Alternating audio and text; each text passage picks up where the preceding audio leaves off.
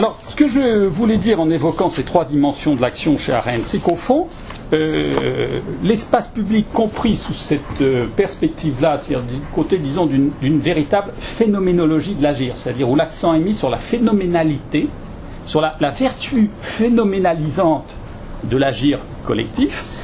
Dans cette perspective-là, la question n'est plus du tout celle des procédures discursives, c'est pas la production d'une décision collective, c'est pas etc. L'affaire fondamentale, c'est la question, je crois, fondamentale, c'est qu'est-ce qui se manifeste? Que manifestons-nous? La grande question de l'espace public, c'est la question de la manifestation. Au sens phénoménologique, c'est-à-dire la production d'un plan de phénoménalité, d'un plan de visibilité, et au sens politique ordinaire, c'est que l'une des actions les plus significatives dans les expériences des sociétés démocratiques, qui est devenue l'action la plus ordinaire, c'est les manifestations. Et les manifs sont l'expression concrète d'un principe phénoménologique fondamental qui est que agir, c'est manifester, se manifester, manifester quelque chose. Alors, si nous prenons l'affaire sous cet angle-là, on peut en tirer trois conséquences que j'évoque de façon succincte, mais pour alimenter éventuellement une discussion. Première conséquence, il y a quelque chose ici comme ce qu'on pourrait appeler une redéfinition de l'acteur politique. Deuxième conséquence, il y a une redéfinition des luttes politiques. Et troisième conséquence, une redéfinition du plan politique lui-même à partir de la manifestation. Je dis un mot de ces trois choses. Premièrement, la redéfinition de l'acteur politique. Ça pose la question de savoir qui est l'acteur. Dans les formes ordinaires de la pensée politique, on pense qu'il faut être un citoyen, que c'est une question de citoyenneté. Et je crois qu'ici, l'affaire se renverse. La question n'est pas de dire il faut être citoyen pour agir, la question est de montrer à l'inverse que c'est parce que nous agissons que nous sommes citoyens. Si on formulait ça dans un autre vocabulaire, qui est le vocabulaire, par exemple, des analyses de Jacques Rancière, au fond, on dirait la chose suivante, c'est que l'agir politique ne requiert aucun titre pour se déployer. Mais en revanche, qui agit, c'est immédiatement, en quelque sorte, acquis le titre de citoyen. Au fond, c'est la question de la titulation. C'est la grande question politique, c'est qui a le titre d'être un citoyen, de ne pas être un citoyen, d'être ceci, qui est autorisé à. Et je crois que là, il y a quelque chose de fondamental dans une perspective arendtienne, c'est que puisqu'elle part de la question de l'action, alors c'est dans la considération de l'acteur et des modalités de son action qu'on peut ressourcer, voir surgir, naître les formes mêmes sous lesquelles un individu se constitue comme citoyen. Il est évident que ça implique des repartages différents, c'est-à-dire de l'espace privé, de l'espace public, de la vieille distinction, mais je n'insiste pas là-dessus, de la vieille distinction grecque entre l'oikos et la police. Il me semble que ce qui est en jeu ici, c'est au fond ceci, c'est est acteur politique celui qui sort des sphères privées de l'existence pour prendre un risque, on peut dire inouï, qui est le risque de s'exposer publiquement, le risque de l'exposition. Voilà, celui qui est dans le risque de l'exposition, il est acteur. Et s'il est acteur, alors, parce qu'il ne peut l'être que sur le plan phénoménal de l'espace de visibilité partagée, de l'espace public, alors au fond, il est dans un registre de civisme actif. C'est un concept, si vous voulez, disons, de citoyenneté active qu'on pourrait opposer à une définition de la citoyenneté par le jeu des statuts ou des droits, c'est-à-dire au fond à une définition juridico-politique de ce que c'est qu'un citoyen. Une vision d'ailleurs dont on dirait, je pense, qu'elle est profondément non libérale, elle est profondément anti-libérale. Voilà, c'est une représentation de la démocratie qui est tout sauf celle d'une société libérale. Bon, peu importe. Deuxièmement, la redéfinition des luttes politiques comme lutte pour la visibilité. Il me semble qu'il est très clair, à partir d'Arendt, même si ce n'est pas l'argument arendtien lui-même, il faut être honnête, ce n'est pas l'argument arendtien. Mais il me semble clair, à partir de cette lecture-là, en tout cas que l'on peut faire d'Arendt, que les espaces d'apparition sont des espaces de lutte. Qu'on ne peut pas dissocier apparaître et lutter. On ne peut pas dissocier l'émergence d'acteurs singuliers, de communautés d'acteurs, etc., de formes de lutte. Et donc l'agir avec doit aussi être pensé corrélativement à un agir contre d'autres qui agissent avec ou qui simplement disposent d'une puissance, etc. etc. Bon. Mais en tout cas, ce qui est en question, je crois, ce n'est justement pas, là je lance un problème, c'est justement pas les luttes pour la reconnaissance. Je pense que tout ce qui se développe là depuis 10 ans, sous le nom des théories de la reconnaissance à partir de Honneth et de Ricoeur, etc., toutes les théories de la reconnaissance et qui sont reprises et redéveloppées dans une certaine philosophie sociale contemporaine, il me semble qu'elles présupposent ce qu'elles devraient au contraire examiner, c'est-à-dire les formes de production de la visibilité. Au fond, la question, c'est pas on lutte pour être reconnu, c'est que on lutte.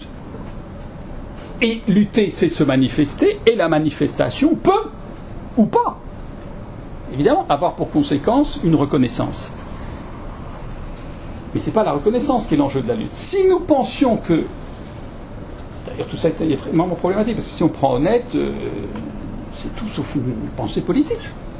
La seule chose qui manque dans l'analyse d'Honneth, c'est la question politique. Tout le problème se situe sur un plan social, et c'est celui de la reconnaissance sociale. Mais ce n'est pas un problème politique. Il y a un manque là, il y a un défaut. Enfin bon, c'est pas le problème. Mais en revanche, la conséquence, nous, qui nous intéresse, c'est la chose suivante, c'est que si un acteur, c'est une singularité émergente qui n'est pas simplement la répétition ou l'exposition d'une identité déjà préconstituée, alors ça veut dire que les luttes politiques ne sont pas des luttes identitaires. Et que les luttes pour l'identité doivent elles-mêmes se comprendre en tant que lutte politique, non pas par référence à l'identité affichée, revendiquée, réclamée, ou la reconnaissance exigée à l'égard de la dite identité, mais elles doivent être comprises dans leur dimension politique au regard des formes même de l'action politique, c'est-à-dire des formes d'émergence et d'occupation des espaces de visibilité, c'est-à-dire le travail qui est fait sur la visibilité comme le prérequis des possibilités de la reconnaissance. Et ça a comme conséquence que les subjectivations politiques qui sont à l'œuvre, me semble-t-il, dans ces actions manifestent et manifester cette subjectivation politique est non identitaire. Bon.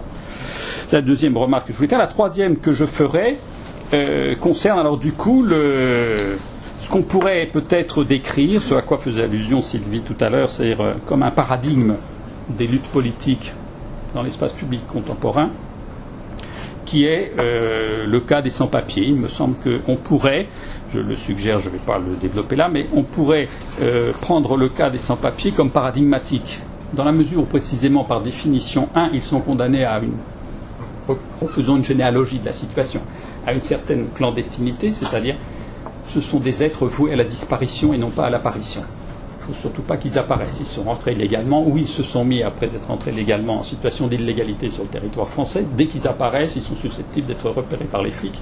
Et donc, de faire l'objet d'une assignation identitaire dont la conséquence est l'expulsion, reconduite à la frontière ou enfermement dans des centres de rétention administrative qui sont tout simplement hors la loi. Donc, la condition de leur existence, c'est la disparition de l'existence commune, de la communauté. C'est de ne pas être de l'ordre du commun, c'est d'être des existences soustraites à l'ordre du commun, parce qu'elles sont soustraites à l'ordre du visible. Et puis voilà que dans les années...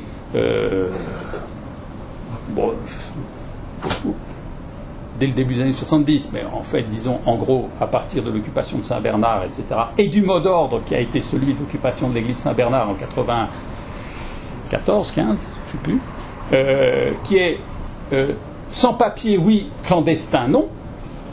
Tout d'un coup, quelque chose s'est affirmé qui est nous émergeons dans l'espace public. Nous apparaissons dans l'espace public. Certes, nous sommes sans papier, mais nous ne voulons plus être considérés comme des clandestins. Nous sortons de la disparition, nous sortons de la clandestinité pour apparaître dans l'espace public. Et en faisant ça, évidemment, ils prennent des risques considérables, puisque la police est là qui les repère, les photographie, les arrête, etc., etc. Et donc, au fond, quels que soient les motifs pour lesquels cette action est entreprise, ce qui importe, c'est la modalité de l'agir lui-même, c'est-à-dire l'idée que l'acte politique par excellence, c'est l'apparition dans l'espace public. L'acte politique, c'est la manifestation, le se manifester. Et l'ensemble des citoyens qui, eux, ont des papiers en bonne et due forme, qui se sont associés à ces mouvements de sans-papiers, témoignent justement d'une situation de désobéissance civile, puisque vous vous souvenez du mouvement des cinéastes, etc., auquel ensuite beaucoup se sont associés, qui a consisté à dire, très bien, nous déclarons officiellement que nous hébergeons, accueillons, nourrissons, faisons toutes choses abominables. Nous sommes des protecteurs de sans-papiers. Donc là, il y a une manière justement de rejouer le titre au nom des sans-titres. Alors évidemment, on pourrait tirer l'argument que les sans-titres en question, c'est-à-dire les sans-papiers, ce qu'ils requièrent, ce qu'ils exigent par leur apparition dans l'espace public, c'est d'avoir des titres, d'avoir des papiers. Et donc de s'intégrer au fond et d'être de bons citoyens aux yeux de l'appareil gouvernemental qui leur assigne une identité en disant maintenant vous avez des papiers, c'est bien, vous êtes en règle. Pour toujours dire ça. Mais au fond, c'est pas ça qui importe. Ce qui importe, c'est que ce qu'ils font apparaître du rôle, de la fonction, de la signification politique de l'espace public. Il ne s'agit pas, dans cet espace public-là, de produire un consensus, il s'agit de faire exactement l'inverse, de produire des effractions. Au fond, voilà, ce qui est intéressant, c'est l'espace public comme production d'effractions. Et à ce titre-là, ça rejoint ce que évoquait, je crois, ce qu'elle évoquait réellement, Sylvie, tout à l'heure, c'est-à-dire des travaux comme ceux d'Oscar Neck sur l'espace public oppositionnel ou les travaux de Martin Braud sur l'espace public plébéien, même si eux ne l'analysent pas dans cette perspective-là. Il me semble qu'il y a ici une consonance intéressante qui peut être cultivée, qui est de mettre en évidence que les formes mêmes de cet espace public sont disruptives. Ce qui est en question, ce n'est pas le consensus, mais c'est la démultiplication des possibilités de dissensus. Et là, je crois que c'est extrêmement important parce que ça dessine une scène politique qui est tout à fait différente, dans laquelle on ne va pas mobiliser l'espace public comme étant une contribution à l'appareil de gouvernement. La grande idée habermasienne, c'est ça, c'est trouver dans l'espace social les formes de collaboration collective à l'administration de l'État. Voilà, comment est-ce qu'on prend de bonnes décisions contre lesquelles on n'aura rien à dire parce que c'est nous qui l'avons prises. C'est quand même la grande mystification de la souveraineté populaire, c'est-à-dire que tout ce soit sous sa forme procédurale ou d'une forme substantialiste, peu importe. C'est-à-dire, voilà, nous vous engageons, vous, peuple, à être les coproducteurs de l'ordre auquel vous devez être asservis. Et alors, il me semble que là, on a une figure de l'espace public qui est totalement différente. Et je crois que cette figure de l'espace public, on peut la nourrir des analyses d'Arendt. Alors peut-être qu'à l'heure actuelle, Arendt se retourne dans sa tombe en disant c'est effrayant ce type, qu'est-ce qu'il raconte ? Mais il me semble que c'est pas totalement incohérent. Et là, une formule sur laquelle je termine. Elle parle vous savez, dans Conditions de l'homme moderne, il y a un très beau passage où elle parle des héros. Et elle dit, au fond, parce que il y a toute une question après sur sa lecture d'Homère, de la cité grecque, etc. On a dit tellement de bêtises là-dessus. Mais en tout cas, elle cite la situation des héros homériques et elle dit, mais au fond, un héros chez Homère, c'est pas un être, un demi-dieu qui a des pouvoirs exceptionnels. Elle dit, au fond, le nom de héros convient à tout homme qui prend ce risque inouï de sortir de sa maison pour s'exposer dans l'espace public. Et alors, elle les appelle, ces héros, elle les appelle les Andrés Epiphanes. Andrés Epiphanes, c'est-à-dire les hommes pleinement manifestes, les hommes qu'il est impossible de ne pas voir.